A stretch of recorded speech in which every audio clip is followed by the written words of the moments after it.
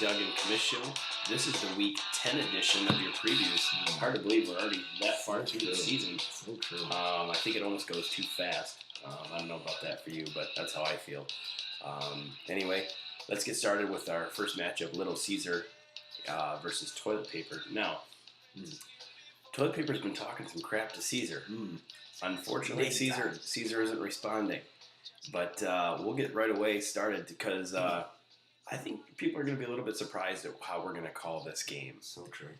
Anyway, we got Tom Brady and Kyle Orton. I mean, it seems interesting because Brady and Jones should be on the other side, shouldn't it? So true. And really, this is where I believe that Tim decided to call it quits after he traded basically Tom Brady for Orton. Yeah.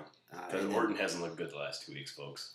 Gave in a throw-in of Thomas Jones to make sure he could get Orton. Mm-hmm. That did him in, and basically that's why he quit. Yeah. And it's going to be brutal. Well, here we go. Tom Brady against Indianapolis. Indianapolis does not give up a ton of points, but as we discussed off air, they haven't really faced anybody that great. And so Warner didn't have a tremendous game against them, and he was probably the best quarterback that they faced this year. That said, Orton has a pretty decent matchup, although Redskins don't give up a ton either. They give up a little bit more than the Colts, but nonetheless, I'm going to give the edge to Brady just because he's Tom Brady. You have to. You have to give the edge to Brady.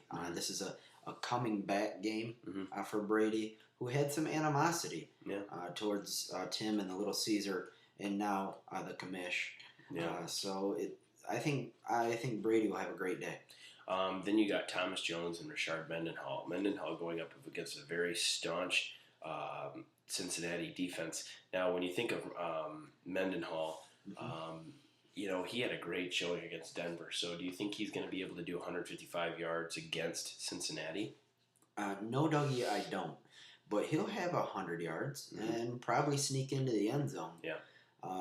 When these two teams clash, Pittsburgh and Cincy, it's usually a slugfest. So I look for Mendenhall to lead the charge there. What happened to Willie Parker? He had his little foot injury, and then Mendenhall's getting first-round money. There could have been a call from upstairs saying, hey, I'm paying this guy bazillions of dollars. Let's see what he's all about. Yeah.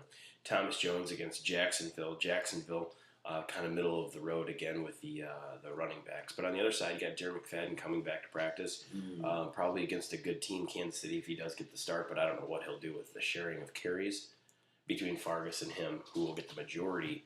So it'll be kind of interesting to see what happens there. There's other dynamics there too, Dougie. One of my sources has reported to me that Tom Cable could be fired. Oh, that wouldn't surprise me. Very shortly. And you know what? Let's just throw this in. If he gets fired, I feel bad for anyone that he's around. For obvious reasons. So true. He'll break their jaw and step on their face. Yeah. But that's their problem. More towards Mr. McFadden. I mean, he could be, distracted. He could not be distracted and have a monster game. You just never know with that guy. But he's got talent going up against a horrible run D. Okay. LaShawn McCoy against the Chargers. If Westbrook doesn't play, not a bad matchup. But if Westbrook does play, I think even if Westbrook does play, LaShawn McCoy probably gets half the carries. Yeah, I don't see why not. Brianna, she's such a girl. Such a pansy. Big time. Who would ever like them on their team? So smug. Awful. Anyway, wide receivers, White, Welker, Colston, Carolina, Indianapolis, St. Louis. Colston obviously has a really decent matchup here against St. Louis. Yeah. And Roddy White against Carolina. Carolina doesn't give up a ton of touchdowns to wide receivers. And really, truthfully, neither does Indianapolis. How many touchdowns do you think they've given up in the air this year, Indianapolis? I'm going to go 6. One. Just one. 1 to 6. Yeah. Somewhere 1 to 6. I think that might change this week. Who knows? But on the other side of things, I think you like the matchups here for the Caesar. I love the matchups that Caesar has. The teams that he's playing against, minus New England, and maybe even throw in Arizona, they all suck. Yeah. Unfortunately, Tim traded away all of his good players, and the players that he has playing, they suck. So there's a lot of sucking going on in that game. The Little Caesars team sucks, and the team that they're playing against suck. So basically, suckage, and I don't know exactly what that's going to mean. All right. On the flip side of things, tight end versus tight end. Who do you like, Miller or Witten? I love Miller time, Yeah. but I'm going to have to go with Witten. Okay. Witten didn't have that breakout game that I was hoping he would have last week against Philadelphia. They targeted him some, but it seemed like he was trying to keep Roy Williams happy more than he was What about taking the Green Bay defense falling apart, and now Witten gets to get a piece? Yeah. I don't know what's going to happen there. One would think that Witten would have a decent game. Eagles and the Jets. I think the Jets have the better of the matchups here. Agreed. And Eagles will be a nasty matchup against San Diego, them flying to the West Coast. How are you going to call this game? I think that it's going to be the toilet paper. Watch out, rest of the league. Watch out, playoff bracket. I don't think it's going to be the runaway game that most people say, oh, here's Little Caesar. Yeah. Easy win, easy win. Not necessarily going to be the case this week as the matchups, like I said, I mean, Kansas City, San Diego, Cleveland, these are all patsy defenses.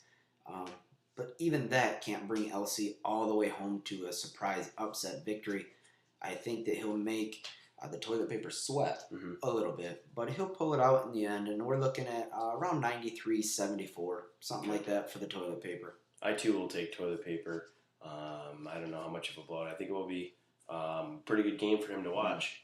We'll have to wait and see what happens. That's it for the toilet paper, 4-5 versus the 3-6 Little Caesar. We'll be right back with our next matchup.